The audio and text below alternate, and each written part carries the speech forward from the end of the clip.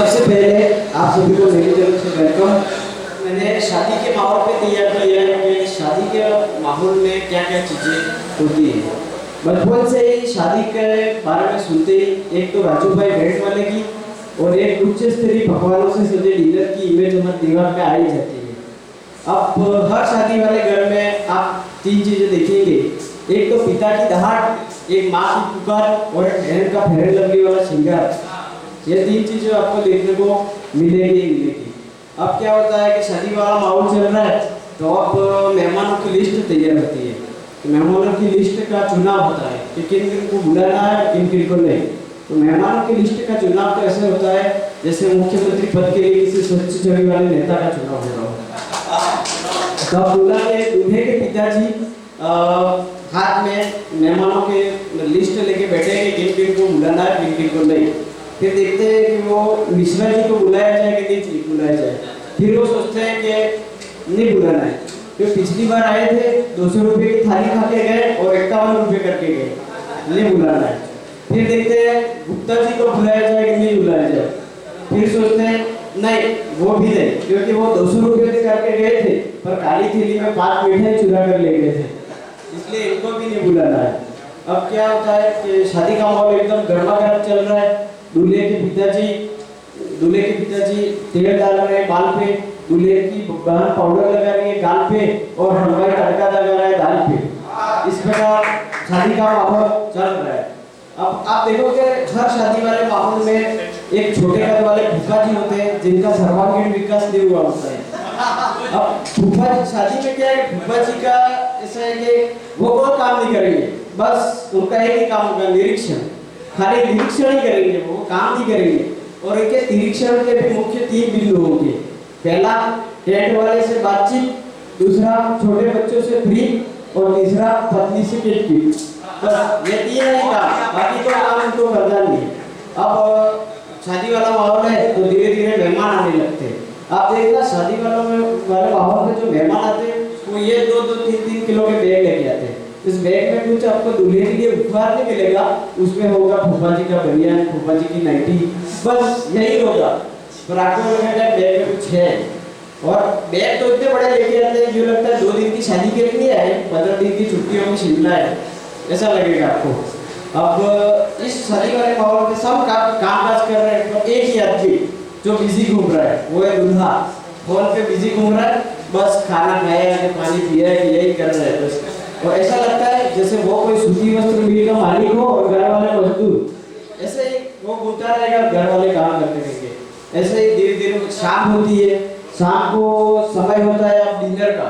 Dinner में पहले तो क्या छोटे छोटे टेबल लगते थे, अब ये 2-2, 3-3 किलोमीटर के टेबल लगते, लंबे लंबे।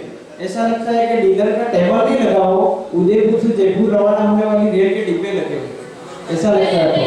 हाँ, और इससे क्या तकलीफ होती है कि जैसे कि पूड़ी यहाँ पे तो आपको गुलाब जामुन आधे किलोमीटर पे मिलेंगे और गुलाब जामुन के आधे किलोमीटर पे काजू कतली मिलेगी।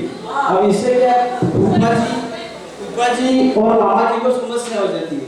अब फूफा जी और मामा जी प्लेट लेके खड़े हैं लाइन में, तो फूफा जी मामा जी को फोन लगा रहे हैं, अरे भाई कहाँ तक पहुँचे आप?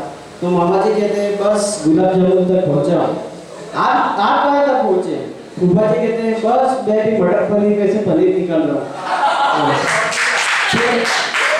फिर फूफा जी कहते हैं कि अरे हाँ गुलाब जामुन तक पहुँच ही गए हो तो मेरे लिए भी 2 गुलाब जामुन निकाल लेना, क्योंकि मुझे नहीं लगता मैं वहाँ तक की यात्रा कर पाऊंगा। इसी तरह माहौल चलता रहता है। अब हर शादी में आप एक ऐसा व्यक्ति देखेंगे जो कमियां निकालता है, उसकी जितनी भी इच्छा पूरी करो कमियां ही निकालेगा। 4 मिठाई दबाएगा फिर भी कहेगा मिठाई में मावा कम था, बहुत सारे नमकीन दबाएगा फिर भी कहेगा नमकीन में नमक कम था। उसके कमियां निकालने की आदत होती है। अब डिनर का टाइम हो तो आप लड़कियों को देखना, और लड़कियां अपने मेकअप को डगमग होने से ऐसे बचाती है जैसे मुख्यमंत्री राजस्थान की सरकार को डगमग होने से बचाया रखा है। वो अपने मेकअप की अस्थिरता पर कोई प्रभाव बना नहीं देना चाहती, इसलिए वो ऐसे व्यंजनों को नहीं छुएगी। जैसे गुलाब जामुन है, पानी पूरी है, उसके लिए मुंह ज्यादा खोलना पड़ता है, मेकअप बिगड़ जाता है। इसलिए वो क्या खाएगी, काजू कतली और पापड़ जो झट से मुंह में चला जाए और मेकअप की अस्थिरता पर कोई प्रभाव भी न पड़े। और अगर किसी अंकल जी ने जबरदस्ती कह भी दिया कि बेटा खा लो गुलाब जामुन, तो वो कहेगी अंकल जी डाइटिंग पे हो।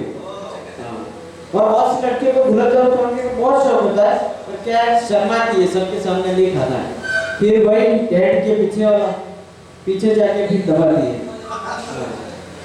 इसके अब क्या होता है कि बहुत सी बार डिनर होता है गर्मियों के माहौल में डिनर होता है, तो उस समय क्या है कि पंखे लगाए जाते हैं। पंखे वो कौन से घूमने वाले, जो यूं घूमता है, कभी फूफा की तरफ, कभी मामा की तरफ, कभी मासी की तरफ, कभी मामी की तरफ। मुझे तो ऐसा लगता है कि ये पंखे को निरीक्षण के लिए लगाया था कि देख फूफा जी ने कितने गुलाब जामुन लिए, मामा ने कितने काजू कतली लिए, मासी ने कितने चावल लिए, मामी ने कितने पापड़ लिए, बस उसको एक निरीक्षण के लिए लगाया जाता है, ऐसा लगता है।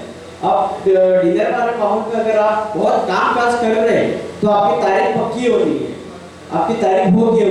अब यार गुप्ता जी और उनकी वाइफ दोनों बैठे हैं, वो तारीफ करेंगे आपकी, अच्छा ये तो पिंकी वाला है नहीं, हाँ बहुत काम काज कर रहा है, टोलू के बैल की तरह दौड़ रहा है कप्पा।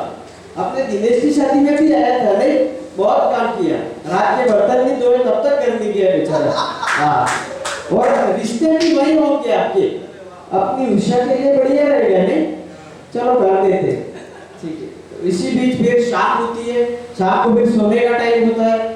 तो अब क्या होता है, शादी वाले घर में कमरे कम होते हैं और मेहमान ज्यादा होते हैं। तो जिस प्रकार मुख्यमंत्री के चुनाव के समय मुख्यमंत्री अपने विधायकों को सुरक्षित कर लेता है, इसी तरह मेहमान अपने गदले और रजाइयों को सुरक्षित कर लेते हैं।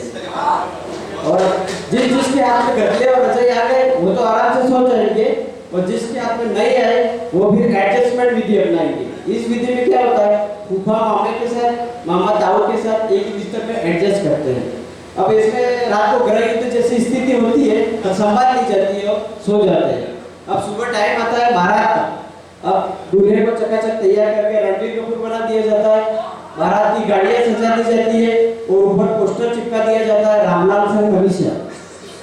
अब देखना आप शादी में, हर शादी में दो बुजुर्ग होते ही है जिनके बीच झगड़ा होता है इस बात के लिए कि भाई मुझे तो कांच वाली सीट पे बैठाना, ऑक्सीजन की कमी रहती है। इस तरह जैसे जैसे करके उनको एडजस्ट किया जाता है। दूल्हे की बारात निकलने को ही होती है, इतने में दूल्हे की भाभी चिल्लाते हुए आती है, अरे रुको चिंटू रह गया है। अब ये चिंटू कौन है? ये चिंटू, हर शादी में एक चिंटू होता है जिसे दूल्हों की गोद में बिठाया जाता है। अब इसका भी एक कारण है कि दूल्हा कितना भी बदसूरत हो, दूल्हे की क्यूटनेस बनी रहती है चिंटू की वजह से। अब चिंटू को लेकर बारात रवाना हो जाती है दुल्हन के घर, और वहाँ पे पहले से दूल्हे के लिए सब स्वागत में खड़े रहते हैं। अब दूल्हे का स्वागत तो ऐसे होता है जैसे बहुमत दल प्राप्त नेता का स्वागत हो रहा हो। अब मुन्नी और शीला गेट पर उनके लिए स्वागत के लिए खड़ी रहती है, दूल्हे का स्वागत होता है और वो चला जाता है मंडप पे। पीछे बाराती चर्चा करते हैं, अरे खाने में क्या है, खाना कहाँ पे रखा है? इसमें से एक कहता है कि मालपुए की खुशबू तो गली में से आ रही थी, लगता है वाइन। इसमें से फिर दूसरा कहता है नहीं फूलों वाला टेंट तो खेत में लगा है, लगता है वाइन। फिर इतने में दुल्हन की तरफ से दूल्हे बारातियों को आमंत्रित किया जाता है भोजन के लिए, और फिर बारात रवाना होती है। धन्यवाद।